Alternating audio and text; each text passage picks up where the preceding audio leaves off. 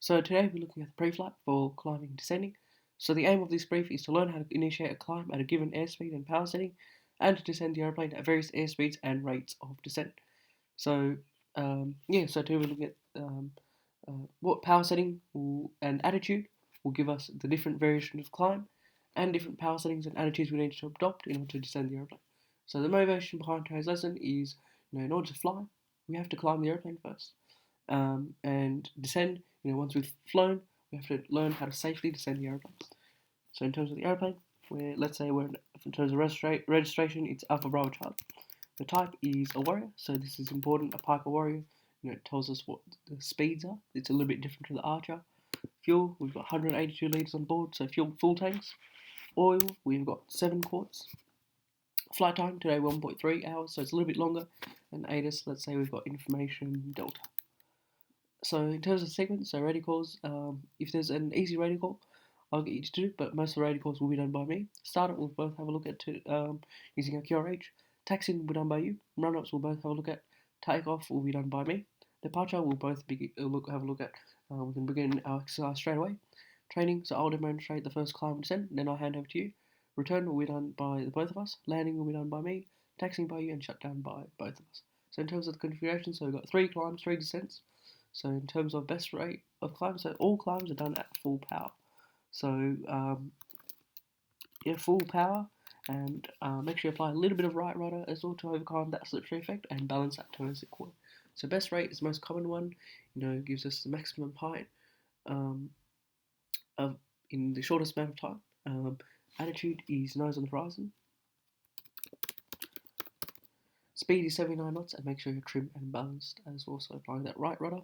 Best angle, so the reason why we do it is to overcome obstacles and give us best vertical distance per horizontal distance we travel. But one of the threats that exists is the high power low indicator airspeed. We're not monitoring T's and P's, and management technique with check T's and P's, and regularly do your ALAP cycle. The undesired aircraft state will be engine overheating, so make sure you really monitor your T's and P's. So the power setting is full power. Pardon me, full power. Attitude is all sky, so it's quite a high nose attitude. So I can't really see traffic, but it gives us the best vertical distance per horizontal distance to travel. The speed is 63 knots, and then make sure you're trimmed and balanced as well. Cruise time, so we use cruise climb. There's a nice gentle rate. We maintain at 5 feet per minute, so it's used for passenger comfort. And we've already climbed, and we want a good forward speed and also travel and also climb up. So full power.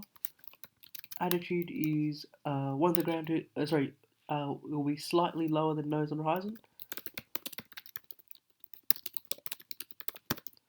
And speed will be 87 knots, or at 500 feet per minute. So, but what you want to maintain is at 87 knots, and your trim and balance as well. And what you'll see is a good forward view, good forward speed, and better engine cooling as well. So in terms of our 3 descent, so we've got the glide descent. So we use it if we've got an engine failure. It allows us to glide the furthest. One of the threats is barotrauma. There'll be certain error. Management technique will be I'm safe and moderate rate of descent, and the undesired aircraft state will be pain unable to fly. So make sure you use moderate rate. You use moderate rate of descent, because the error is having a high rate of descent. So make sure you're aware of that, and you be careful in terms of when you do a descent. So you apply carb heat. The power is idle. The attitude is 1/3 ground, 2/3 sky. Speed is 73 knots, and your trim and balance. So make sure you set the attitude for 73 knots, because power plus attitude is performance. But if you've got no power, you have to set the attitude to get us to desired performance, and your trim and balance. You've got the cruise descent, so it's a good, comfortable descent. We want to start traveling to an airport, but start descending to circuit height. Power is 2100 RPM. Attitude 1/3 ground, 2/3 sky.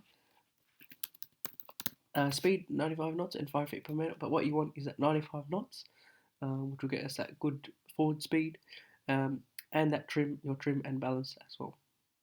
And then and what you'll see is good forward view, nice gentle rate of descent, also used for passenger comfort. So approach descent, so carb heat and 1500 RPM. 25 degrees of flaps, so half ground, half sky. Speed is 75 knots, and you're true and balanced. And when you're decreasing power, apply a little bit of left rudder as well.